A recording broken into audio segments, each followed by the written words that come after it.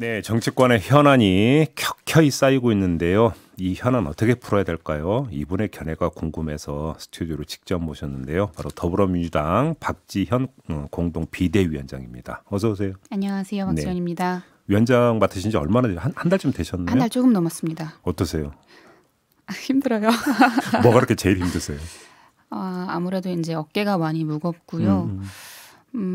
한 당에 이제 어떻게 보면 공동 대표의 자리로서 이렇게 있다 보니까 네, 쉽지 않습니다. 발언 하나하나가 막 뉴스 타고 이런 게 상당히 부담스럽지 않으세요? 네, 맞습니다. 그렇죠. 네. 네.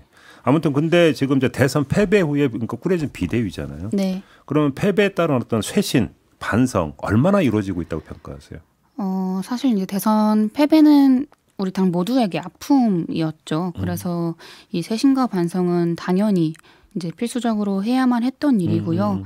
이 당내 모두가 반성과 쇄신의 이제 필요성을 다 알고 계시고 네. 정말 이번에 변하지 않으면 안 된다라는 생각으로 이제 노력을 하고 계신데 네.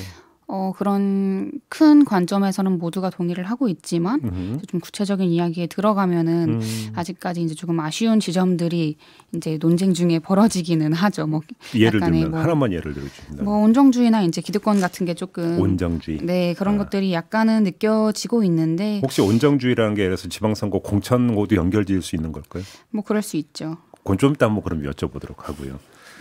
자, 몇 가지 현안이 있는데 이거에 대한 위원장님의 견해가 궁금한데 일단 지금 이른바 검수완박이라고 불리는 검찰의 수사권 완전 분리. 네. 이거에 대해서 얼마 전에 우리는 당심과 민심의 괴리를 생각하지 않을 수 없다 이런 발언을 하신 적이 있어요. 이건 부정적으로 평가하시는 겁니까?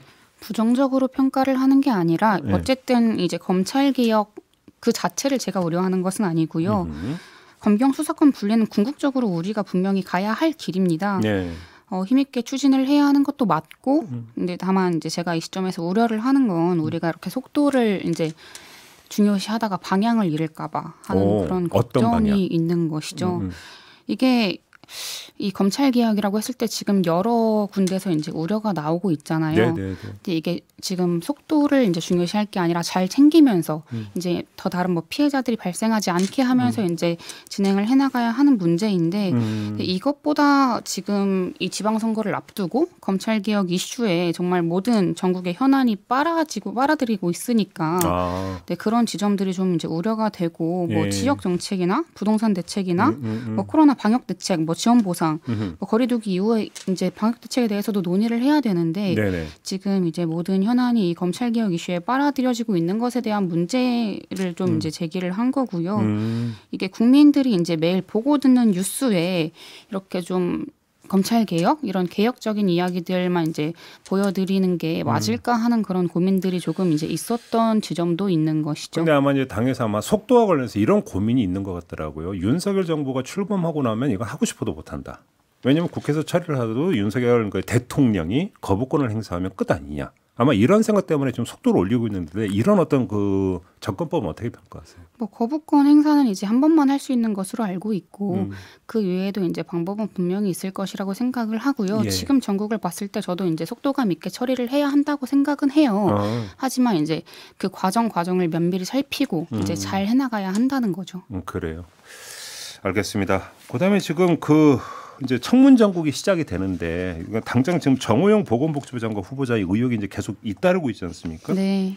관련해서 우리 위원장님이 어제 어떤 말씀을 하셨냐면 조국 전 장관은 팩트가 있어서 70여 곳을 압수수색했느냐. 아마도 윤석열 당선인을 향해서 하신 말씀 같은데 좀 더 풀어주세요. 어떤 뜻으로 하신 말씀이십니까?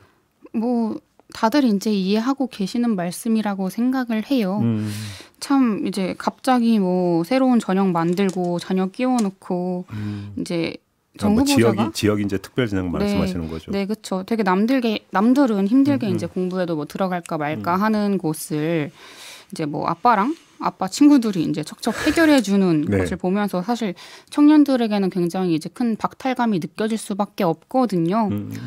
참 뭐 이제 공정을 계속해서 윤석열 당선인이 이야기를 했는데 그건 도대체 어디 가고 이 5년 동안 앞으로 이제 윤석열 정부의 5년 동안 공정이 사라지고 이런 일이 좀 계속해서 발생하지 않을까 하는 그런 우려의 지점도 있는 것이죠. 그러면 윤석열 당선인 이제 당시 검찰총장으로서 전격적으로 이제 수사를 강제 수사를 이제 지시를 했다고 봐야 되는 거 아닙니까? 총장이었으니까. 그렇죠. 네. 근데 지금은 이제 그 대통령 당선이기 때문에 무엇을 할 수 있는지 좀 궁금하긴 한데 어떻게 해야 된다고 생각하십니까? 같은 잣대를 적용을 해야죠. 그러면 조국 전 장관 때처럼요. 예를 들어서 뭐 주체가 당선이 될지 누가 될지는 모르겠지만 아무튼 수사에 들어가야 된다 이렇게 보시는 겁니까? 그렇죠. 이제 경찰이 되든 검찰이 되든 그게 중요한 문제는 아니고 이제 같은 잣대를 가지고 수사를 당연히 진행을 해야 되고요. 네. 사퇴는 일단 당연한 거고 이제 사퇴는 해도 수사를 해야 하는 상황인 거죠. 그게 공정이고 그렇게? 이 윤석열 정부의 시작이 이거는 정말 내로남불이 될지 또 공정이 될지는 윤석열 당선인의 선택에 지금 달려있는 문제입니다. 근데 지금 그 당선인 비서실장인 장제원 의원 같은 경우는 조국하고 뭐가 비슷하냐 오히려 기자들 앞에 이런 식으로 이야기를 했는데 이건 어떻게 평가를 하세요? 저는 좀 그렇죠. 다르죠. 훨씬 심각한 수준이죠. 지금 좀. 훨씬 더? 네, 훨씬 더 심각한 수준이고 예. 저는 이분이 좀 이렇게까지 네, 뻔뻔하셔도 되나 싶은 수준이에요. 이제 뭐 그런 의혹들이 있는 상황에서 이렇게 반문을 하는 게 잘 이해가 가지 않죠. 그러면 장제원 비서실장의 이런 태도, 이런 입장에 윤석열 당선인의 태도 내지 뜻이 담겨 있다고 해석을 하세요, 혹시? 아무래도 이제 비서실장이면 같이 좀 논의를 해서 하지 않을까 싶습니다. 아무래도 교감이 있었다고 이제 봐야 되는 거 아니에요? 이런 말씀이신가요? 네. 알겠습니다. 그러면 이 문제 같은 경우는 자진 사퇴를 하고 나서 수사에 들어가야 된다. 이런 입장이시고요. 네, 그렇습니다. 그러면 정호영 후보자 말고 또 그 다른 후보자에게도 문제가 있다라고 혹시 보시는 주목해서 보는 후보가 있습니까? 뭐 여러 문제들이 지금 이제 의혹들이 제기가 되고 있는데 그런 것들은 이제 당내에서 인청을 통해서 아무래도 보다 더 정확하게 검증이 되지 않을까 싶습니다. 알겠습니다. 조금 전에 온정주의를 말씀하셨는데 자 한번 그럼 이제 지방선거 공천이 이제 속속 하나둘씩 이루어지고 있는데요. 네. 얼마 전에 부동산 정책으로 국민을 실망시킨 정책 책임자나 이제 무리를 빚었던 사람은 공천되면 안 된다 이런 취지의 말씀을 하셨어요. 네. 그러면 그럼에도 불구하고 만약에 그런 사람이 공천이 된다면 그 자체가 온정주의다 이렇게 보시는 겁니까? 아무래도 저는 외부인에서 이제 이 안에 들어온 거잖아요. 이렇게 보다 보면은 굉장히 다들 친하시더라고요. 이제 뭐 30년, 40년 대 이제 친구직이시고, 근데 그런 지점들을 봤을 때 저는 이제 좀 더 국민의 시선으로 바라보게 되는 것 같은데, 네. 이제 이 안에서는 어떠한 이해관계들이 좀 얽혀 있지 않을까 하는 그런 좀 느낌을 그냥 받을 때가 있어요. 이게 뭐 이제 명백하게 어떻다 아니다라고 이제 말씀을 드리긴 어렵긴 하지만 이제 그 지점들을 사실 뭐 이제 제가 부동산 문제에 대해서 책임 있는 사람은 나오면 안 된다라고 이야기를 했지만 이거를 제가 뭐 강요를 한다거나 한다기보다는 스스로 선택을 할 문제라고 생각을 하거든요. 네, 당을 위해서. 네. 이제 그 지점은 사실 저는 그 스스로에게 조금 아직까지 맡겨두고 싶은 마음입니다. 그러면 예를 들어서 지금 그 당에서 노영민 전 청와대 비서실장을 충북지사로 단수 네. 공천을 했지 않습니까? 네.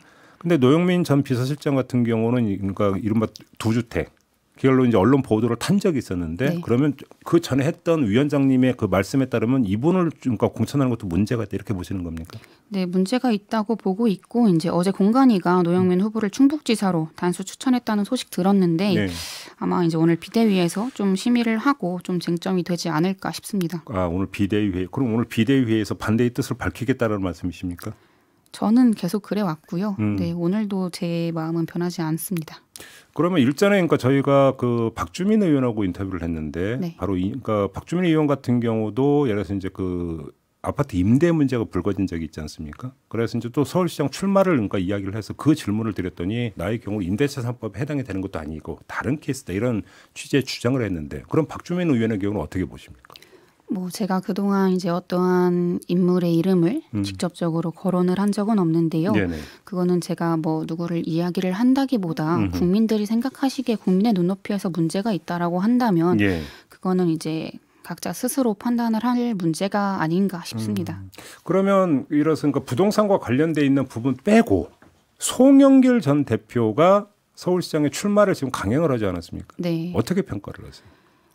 이제 이것도 같은 맥락에서 국민의 눈높이에서 책임을 진다고 나갔던 사람이 이제 좀 들어오는 것에 대한 문제를 제기하시는 분들이 많아요.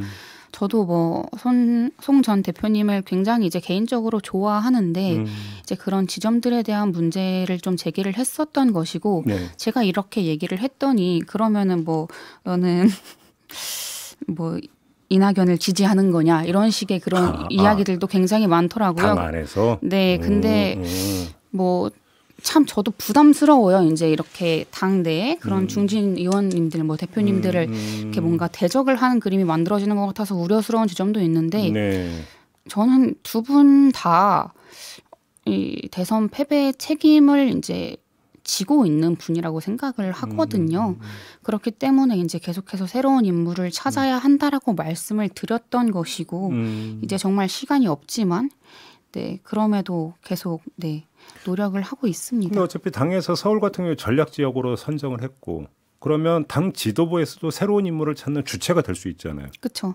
근데 지금 아직 안 나오고 있는 것 같은데 혹시 암중 모색 단계입니까? 어떻게 되는 겁니까? 네, 아직은 네, 말씀드리기 어렵고요. 근데 얘기되는 사람이 혹시 있습니까, 그러면? 네, 그것도 아직 정해진 바가 없기 때문에 여기서 말씀드리긴 어렵지만 이게 전략 지역구 선정을 했기 때문에 네. 지금 이제 말씀을 드리면 제로 베이스에서 모든 것을 다 할 수 있는 상황이에요. 근데 이제 많은 분들께서 전략 공천으로 이제 오해를 하고 계시더라고요. 네, 네, 네. 근데 뭐 경선을 당연히 할 수도 있는 거고, 네, 저는 이제 개인적으로 경선을 해야 한다고 이제 보고 있는 입장인데, 그래요? 네, 근데 이거는 뭐 내부에서 조금 더 이제 논의를 통해서 이제 다음 주까지는 마무리를 지어야 할 사안이라고 보고 있습니다. 그러면 전혀 생각하지 못했던 내지 경쟁력이 아주 그 지금까지 거명됐던 그 여러 인물에 비해서 경쟁력이 훨씬 높은 그런 사람이 깜짝 카드로 나올 수 있는 가능성이 있습니까? 네, 이건 노코멘트 하겠습니다. 네. 박지원 위원장님 이름도 거론되고 있는 거 알고 계시죠? 저는 아닙니다. 네. 본인은 아닙니까? 네, 저는 처음 밝히는 거지만 네. 전 서울 시민이 아닙니다. 아 이제 그 주소 이전도 끝났죠, 기한이. 네, 너무 다행이에요. 왜 다행이에요? 네, 서울. 제가 서울시장을 네. 그래요? 네, 주소 이전을 안 했으면 이제 꼼짝없이 이렇게 같이 엮일 뻔했는데 다행히 제가 서울 시민이 아닙니다. 그래요, 알겠습니다. 자, 이걸 다시 처음으로 돌아가서 비대위원장을 이제 맡으시면서도 이제 그 많이 이야기가 나왔던 게 청년 정치 이야기를 참 많이 했었잖아요. 네. 그리고 사실은 어찌 본다면 정호영 후보자를 둘러싸고 지금 청년들이 보이고 있는 반응도 이제 언론 보도로 많이 타고 있는데 결국은 그 지점에서 청년 정치라고 하는 이야기를 또 다시 할 수 있을 것 같은데 어떻게 지금 그 진단을 하세요? 청년 정치가 좀 본격화되고 있다고 그렇게 자칫 진단을 하세요? 청년 정치가 본격화되고 있다기에는 청년들의 목소리가 이 안에 아직까지 많이 없는 상황이고요. 그렇죠. 예. 청년 정치가 이제 필요하다라고 계속해서 주장을 하고 있는 거죠. 이 안에서 이제 이야기를 하다 보면 제가 뭐 비대위 안에서나 제가 나이가 제일 적습니다. 근데 이 청년들 그래도 청년 비대위원들이 많고 하다 보니까 이런 논쟁이나 이제 이야기들을 할 때 정말 다양한 시선에서 이야기들이 오가는데 뭐 근데 그러면 제가 여기서 이 지점에서 그냥 대놓고 하나 여쭤볼게요. 네. 말씀하시면 혹시 꼰대식 반응이 나옵니까 안 나옵니까? 나오죠? 꼰대식 반응이요. 왜 웃으세요? 대답을 하세요. 꼰대식 반응이요. 뭐 없지 않다고 말씀드려야죠. 그래요? 네. 그런 걸 그러니까 접할 때마다 어떤 생각이 드세요? 뭐 애초에 뭐 이제 당연히 이제 그 나이대에 나올 수 있는 말이라고 이제 생각을 했기 때문에 뭐 이렇게 크게 당황스럽거나 그러진 않고요. 네. 이제 좀 더 많은 대화를 통해서 풀어 나가야겠다. 이해를 조금 더 시켜드려야 하겠다. 우리의 입장은 무엇인지, 나의 생각은 무엇인지, 또 청년의 그런 입장은 무엇인지에 대해서 우리가 정말 이 세대의 갈등이 있는 상황이구나. 이런 것들을 좀 풀어 나가야 되지 않을까요? 이렇게 이야기를 좀 많이 드리는 편이죠. 알겠습니다. 자, 오늘 말씀 여기까지 들을게요. 고맙습니다. 네, 알겠습니다. 감사합니다. 네, 지금까지 더불어민주당의 박지현 공동 비대위원장이었습니다.